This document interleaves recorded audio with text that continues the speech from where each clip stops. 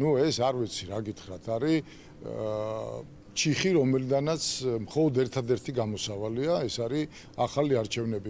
ეკონომიკური კრიზისიდან გამოსვლის ერთადერთი გზა ბიზნესის სექტორისთვის ახალი არჩევნების ჩატარებაა. ევროკავშირის საქართველოს ბიზნეს საბჭოს გენერალური მდივანი ამ მოთხოვნით ივანიშვილის მთავრობას მიმართავს და ამბობს, რომ ოლიგარქის რეჟიმის ანტიდემოკრატიული ქმედებები ქვეყანას რამდენიმე თვეში ეკონომიკურ კოლაფსამდე მიიყვანს. ბიზნესი, რომელიც ქვეყანაში დოვლათს ქმნის, დღეს გადარჩენის ზღვარზეა. მე ვფიქრობ, რომ ხელისუფლებამ ეს ძალიან მოკლე პერიოდში ეს გადაწყვეტილება უნდა მიიღოს, იმიტომ რომ სხვანაირად ნახეთ, მითხარით, აბა რა გამოსავალია ვინმე თქვას. ყველა ის ამ შემთხვევაში დროის მონაკვეთი, რომელიც ამ კრიზისს გაჭიმავს, საბოლოო ჯამში გაზაფხულზე მიგიყვანს ძალიან სერიოზულ გამოწვევებთან და ის მყიფე ეკონომიკა, რომელიც გვაქვს და დაფუძნებულია სხვათა შორის რეიტინგებზე და ციფრებზე, შეიძლება ერთ კვირაში ჩამოგვეშალოს. საქართველოს ეგრეთ წოდებული ხელისუფლება, რომ აღარავისთვისაა სანდო, ამას ადასტურებს პარტნიორების უკვე მიღებული გადაწყვეტილებები და მთავრობისთვის შეჩერებული დახმარებებიც. ივანიშვილის ანტიევროპული ნაბიჯები კი უკვე აისახა ქართულ-ფრანგულ ურთიერთობებზეც. ფრანგული კომპანიები ღიად ადასტურებენ ეკონომიკურ კრიზისს და ინვესტიციების ჩადებას საქართველოში აღარ აპირებენ. შემიძლია თქვა ფრანგული კომპანიების ან ფრანგულ პალატაში გაწევრიანებული კომპანიების სახელით, რომ პრინციპში ყველა სექტორში კრიზისია. განსაკუთრებით ეს ეხება რა თქმა უნდა ტურიზმის სექტორს, მაგრამ არა მარტო. რომ ავიღოთ საცალო ვაჭრობა და ასე შემდეგ, სხვა ყველა სექტორს ეს კრიზისი შეეხო და უფრო გაღრმავდება.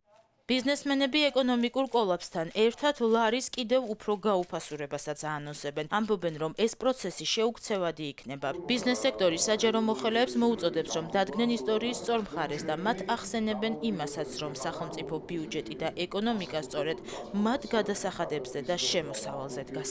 დღეს თუ ლარი დოლართან მიმართებაში არ 2 დარვა, შეიძლება ერთ თვეში გახდეს 4, 5, 6.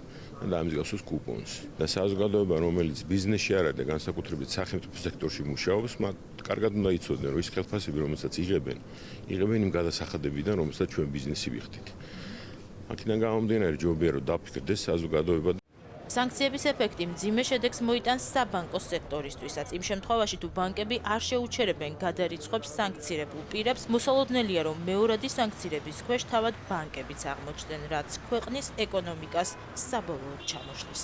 ბევრ მათ პიროვნებას ანათესავს აქვს ორგანიზაციები და შესაბამისად ეს სანქციები გავრცელდება შემდეგ ამ პირებზეც და ბანკები აღმოჩნდებიან ძალიან მძიმე პირობებში, იმიტომ ყველას რო შეუჩერონ ანგარიშები ეს არასასიამოვნოა და თუ არ შეუჩერებენ, მაშინ მეორადი სანქციების ქვეშ შეიძლება ბანკებიც აღმოჩნდნენ. შეჩერებული ინვესტიციები, გაჩერებული ტურიზმი, ცარიელის სასტუმროები და რესტორნები. ეს შედეგი მოჰყვა ივანიშვილის გუნდის ევროკავშირზე ღია უარსა და ქვეყანაში მშვიდობიანი საპროტესტო აქციების დაწყებას. ფაქტია, რომ საქართველოს, რომლის ეგრეთ წოდებული ხელისუფლება პარტნიორებისგან უკვე სანქცირებულია, ტურისტებისთვის უსაფრთხო ქვეყნების სიაში აღარაა. არ არსებობს მსოფლიოში ქვეყანა, რომელსაც ასანქცირებდეს ამერიკის შეერთებული შტატები და ის ითვლებოდეს მის პარტნიორად. ძალიან მარტივი ფორმულა არის და ამ მარტივი ფორმულის წინააღმდეგ თუ არ გადაიდგა ნაბიჯები, უბრალოდ უკან დასაბრუნებელი გზა იქნება ძალიან რთული. დღეს ტურიზმზე თუ ვისაუბრო და თუ ვისაუბრო სფეროში, ტურისტი, რომელიც მოლოდინის რეჟიმი ჰქონდა ჩვენ, იმის 20%-იც არ არის. ოცნების მაღალჩინოსნების დასანქცირება, რომ ძვირად დაუჯდება საქართველოს მოქალაქეებს, ამას ეროვნული ბანკის ყოფილი პრეზიდენტიც ამბობს. გიორგი ქადაგიძის თქმით, ეკონომიკური კრიზისი მოიცავს ყველა სფეროს და ახლო მომავალში ლარის გაუფასურებასთან ერთად გაიზრდება ფასებიც. ეს შეეხება ყველას, როგორც უკვე შეეხო საცალო ვაჭრობის ობიექტებს და საცალო სექტორს შეეხო უკვე სტუმარმასინძლობის სექტორს შეეხო რესტორნებს და სხვა ობიექტებს, სასტუმროებს, შემდეგი იქნება უძრავი ქონების, ესე ვითარდება ეს პროცესი, შეეხება უძრავი ქონების სექტორს, შემდგომ გადავა საბანკო სექტორში, გაიზრდება საპროცენტო განაკვეთები, გაიზრდება ფასები. სანქციები რომ გაგრძელდება და ივანიშვილის მაღალჩინოსნების შემდეგ მისი ფავორიტი ბიზნეს ასოციაციები დასანქცირდებიან, დარწმუნებულები არიან ექსპერტები. მათი თქმით, პოლიტიკური კრიზისი, რომელიც უკვე ითარგმნა, ეკონომიკურად მძიმე შედეგებს მოიტანს ქვეყნისთვის. დრო კი ცოტაა და ერთადერთი გამოსავალი ახალი არჩევნების ჩატარებაა.